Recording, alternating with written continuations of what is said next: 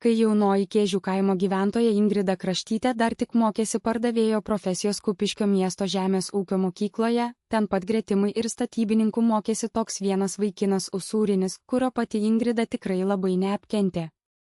Taigi tuo metu Usūrinis kumštis buvo jau antrakursis savo profesijos mokslų mokinys ir tik vos prieš kelias savaitės atradė savyje stiprų potraukį mautis ant savo kojų moteriškas pėdkelnes.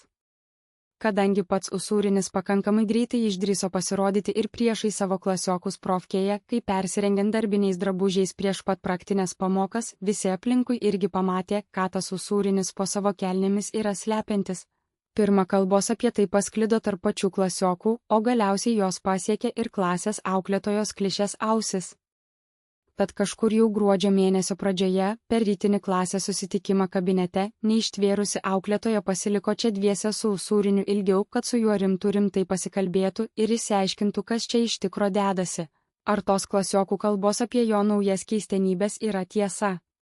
Kas beliko daugiau tada Usūriniui, ne tik atvirai prisipažinti viską savo auklėtojai, kad jis neseniai pradėjo ant savo kojų mautis gietrus, kad jam tai patinka, nes kelia malonumą ir dar kojoms po kelniam šaltų orų daug šilčiau.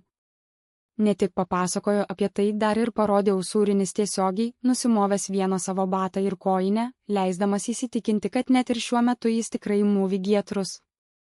Pati auklėtoja klišė, tai gyvai pamačiusi, visai neliko tuo patenkinta, ji nors ir nebarė už tai Usūrinį, bet kartu ir išreiškė savo nuomonę, kad Usūriniui taip elgtis yra visai nevyriška, nė vienas jos klasiokas taip nesielgia.